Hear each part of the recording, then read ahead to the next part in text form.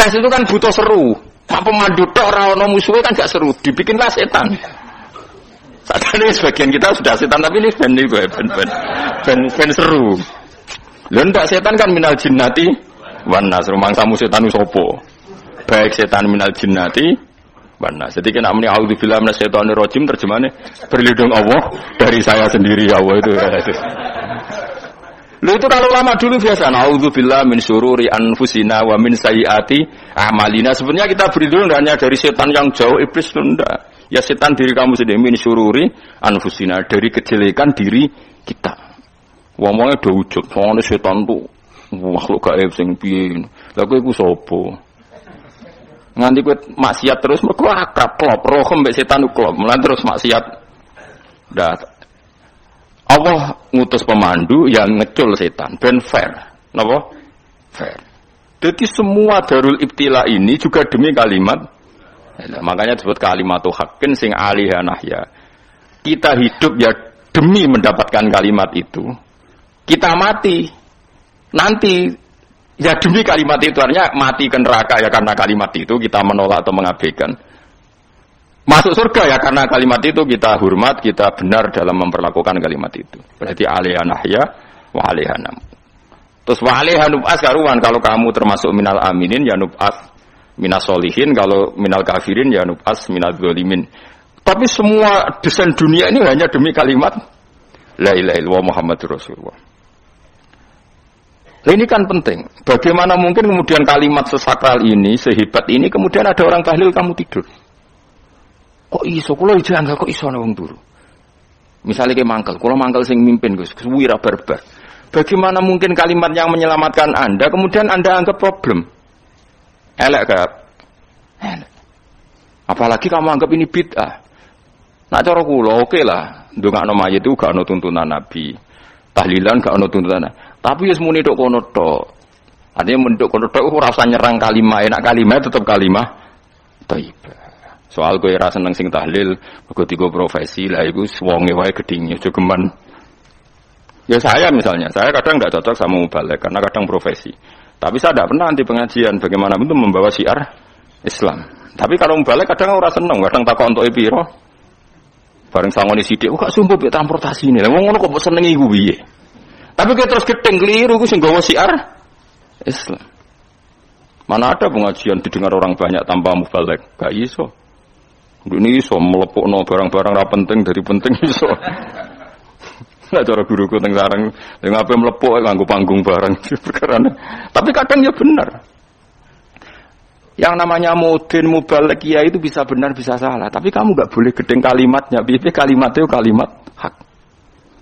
Nah, ini penting kula utarakan sehingga zaman Nabi Sugeng ini rungokno tenan ngaji kula. Zaman Nabi Sugeng ada sahabat namanya itu Usamah bin Zaid. Ini sahabat kesayangannya Nabi, hibbu Rasulillah.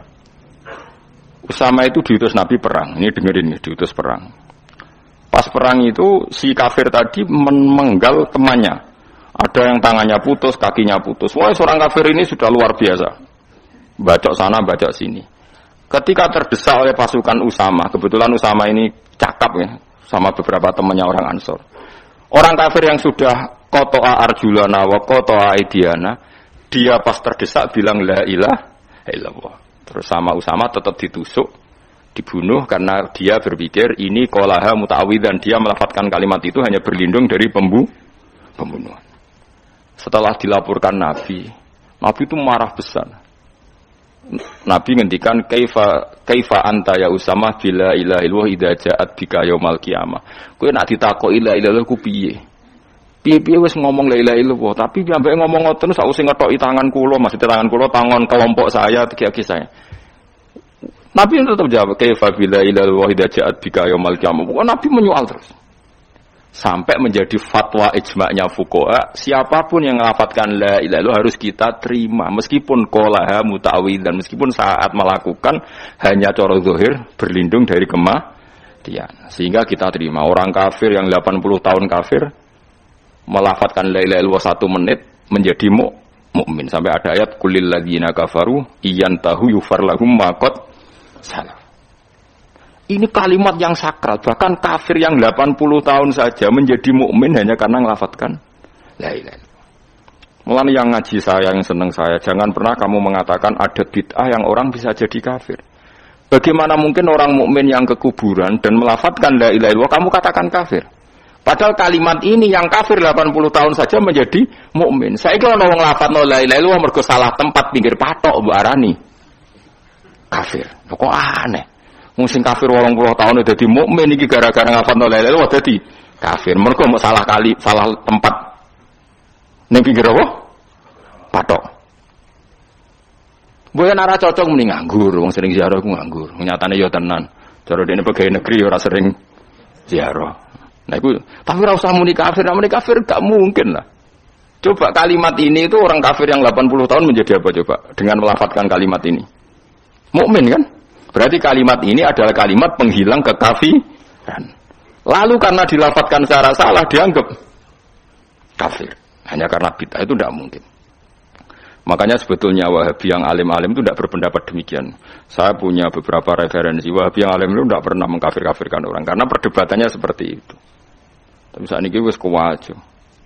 Sebenarnya kalau orang alim itu ya mirip-mirip, entah Wahabi entah tidak mirip-mirip. Karena kalimat tadi. Wahabi itu kitab terbesarnya itu Ibnu Taimiyah. Ibnu Taimiyah itu punya murid Ibnu Qayyim Al-Jauziyah. Sampai sekarang saya lihat di fatwanya Ibnu Taimiyah itu begitu hormat sama orang-orang kita ini sama. Tapi tahu-tahu lewat penyaduran sana sini terus menjadi kacau. Jadi kalau balen malih sampai anak kepengin duwe nikmat batinah seperti tadi yang saya utarakan. Swarga dicipta sedemikian mewah ya demi yang menerima la ilaha illallah. Terus neraka dibikin se ekstrim itu juga bagi yang nolak. Kemudian dibikin daru pelatihan yaitu dunia ya karena kalimat berarti kalimat ini luar biasa. Wa biha qamatis samawati wal ardu. Kalimat ini pulang menjadikan langit bumi berdiri. Bon. Lalu sekarang kita bisa ngomong, bisa berpikir, bisa ngadekno BPKB macam-macam. Itu karena kita sendiri apa karena kudratullah? Saya tanya. Karena kudratullah. Kalau karena kudratullah, apa susahnya Allah bikin kemampuan tanah ini nangis, tanah ini susah. Wong podo-podo kowe iso nangis, iso mikir ya mergo kudratullah, ndak karena kamu. Harusnya ya sama, bumi-bumi ini bisa menangis juga karena kudratullah. Makanya bumi ini menangis ketika enggak ada orang yang sujud. Iku ya mungkin. Wong zaman kowe iso nangis ya krana kudratullah, mestine bumi yang kamu katakan benda mati, hakikatnya dengan kudratullah juga sama dengan kita. Mulane tengene kitab Al-Husunul Hamidiyah, kula ngrasa utang tenan mbek kitab niku. Dulu saya ngaji 2 tahun kitab Al-Husun. Kitabnya kecil tapi saya ngaji itu 2 tahun. Berkali-kali saya ulang. Itu beliau cerita gini. Dia yang ngarang itu orang alim, kebetulan dia orang India. Memang kelebihannya kitab dikarang orang Arab itu luweh bulet. Wong Arab kan semuanya Islam, karangannya itu standar. Ini dikarang orang India. Di Tonggo Blodor, di masjidnya, dikarang ulama yang masyarakatnya itu ndak karu-karuan. Beliau cerita itu gini. Manusia itu punya satu kebodohan, di mana kebodohan itu disebabkan oleh robtul asbab al-adiyah, mengkaitkan sebab sing biasa-biasa. Misalnya gini. Taman saya kita omongi, misalnya ada orang bilang gini, batu ini nanti itu menjadi ayam. Orang bilang mukhal apa enggak? Enggak, jawab saja. Mukhal. Kenapa bilang mukhal? Karena dikira enggak bisa kan? Enggak, jawab saja. Jawab satu-satu. Batu ini menjadi ayam. Kamu jawab mukhal. Alasannya apa? Alasannya enggak mungkin terjadi apa kamu enggak bisa? Sebetulnya karena kamu udah bisa. Udah. Kalau dene nyontokno mbah taun ning Indonesia ben nyontokno iku kaya klungsu lah. Anak apa biji asem nak ngene derene apa? Klungsu ya. Lau ukhbira dzakar rajul. Andai kan orang itu kamu kasih tahu, klungsu ini biji asem itu, biji pohon asem itu. Nanti yang kecil ini suatu saat besar. Setelah besar buahnya banyak, tambah besar, tambah besar. Terus orang bilang mungkin. Ketika bilang mungkin itu karena dia bisa apa hanya karena menyaksikan berkali-kali ada kejadian nak klungsu ditandur, iku iso dadi gede. Coba sama jawab. Karena dia bisa apa karena hanya menyaksikan itu sering terjadi? Hanya menyaksikan. Artinya ya dia mengatakan mungkin itu pun tidak memberi kontribusi ikut buat. Ya enggak? Tetap bergantung kudrahnya Allah. Dia hanya bilang mungkin karena sering melihat. Sebenarnya dia enggak sama sekali memberi kontribusi. Lah ya darani mungkin ya ora urun. Paham ya? Lalu kenapa dia kecangkeman terus muni wong wis mati dadi lemah gak mungkin dadi manusa meneh. Lho zaman dadi manusa sing wis ngene iki kok mani dene lara melo gawe. Terus muni mungkin mergo sering terjadi, sering roh, sering bersaksi. Berarti sebetulnya manusia itu pakai ukuran dia mampu tidak mampu apa pakai ukuran bersaksi melihat. Bersaksi. Nah ini kan problem kita sebagai manusia itu problem. Mulane disebut wa kanal insanu zaluman jauh wis goblok aja. Mergo manusia itu nak wis goblok aja. Makanya saya kemarin diminta ngisi di pondok kajen. Kalau sampeyan berdebat sama orang ateis atau orang komunis itu gampang saja. Dilatih begini seperti teorinya Quran. Ya nanti saya teruskan ini saya ulang lagi ya. Andai kan nggak pernah terjadi telur itu jadi ayam, nggak pernah terjadi sama sekali. Telur itu jadi ayam. Terus kamu mengasih tahu orang tadi, telur ini loh nanti jadi hewan yang hidup terus terbang. Mesti dia bilang muhal, benda mati kok nanti jadi benda hidup yang terbang ngalor ngidul. Berhubung sering terjadi dan dia pun tidak ikut bikin, bilang mungkin. Paham ya? Saya ulang lagi ya. Berarti dia bilang mungkin karena sering apa? Terjadi dan dia lihat. Andai kan pertama kali nggak ada telur sama sekali yang jadi ayam. Terus pengalaman pertama di dunia belum pernah terjadi. Kamu kasih tahu telur ini nanti jadi ayam terus terbang. Orang ini bilang muhal enggak?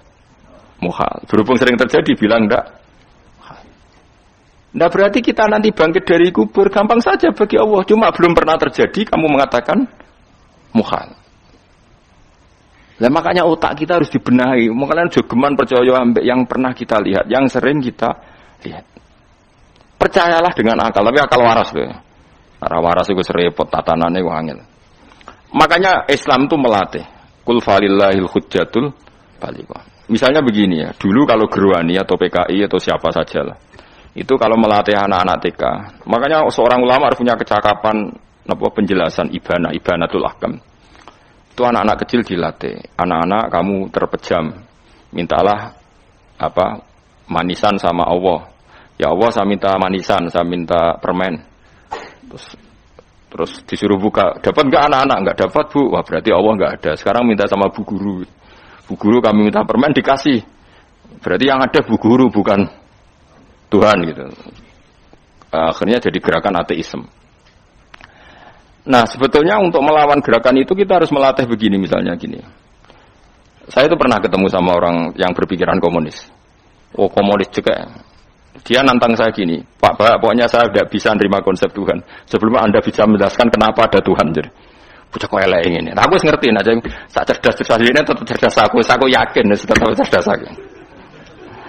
Rasanya selain raine sama meyakinkan, tapi pikir tetap cerdas. Kulo itu kan wong Quran gitu. Artinya punya pikiran panjang. Mungkin di antara orang Islam kita ini tidak punya kecakapan menjelaskan. Tapi kalau orang sering baca Quran, apalagi dia ngaji tafsir ya yang waras, maksudnya waras lah. Terus rapati seneng duit, barang ini penting ya. Kalau seneng duit, mari goblok. Yakin ulama seneng duit, mari goblok, tak jamin. Umpama alim wis kelas B, kelas C gak bisa, tahqiq gak bisa. Kalau tahu kandhani kanca kula riyen ambek jenengan udah kaca akeh. Lah kenapa? Cok seneng duit kula. Subhanallahi wa bihamdihi adada khalqihi wa ridha nafsihi wa zinata arsyihi wa kalimatih. Subhanallahi wa bihamdihi adada khalqihi wa ridha nafsihi wa zinata arsyihi wa kalimatih. Subhanallahi wa bihamdihi adada khalqihi wa ridha nafsihi wa zinata arsyihi wa kalimatih. Subhanallahi wa bihamdihi adada khalqihi wa ridha nafsihi wa zinata arsyihi wa kalimatih. Subhanallahi wa bihamdihi adada khalqihi wa ridha nafsihi wa zinata arsyihi wa kalimatihi. Subhanallahi wa bihamdihi adada khalqihi wa ridha nafsihi wa zinata arsyihi wa kalimatihi. Subhanallahi wa bihamdihi adada khalqihi wa ridha nafsihi wa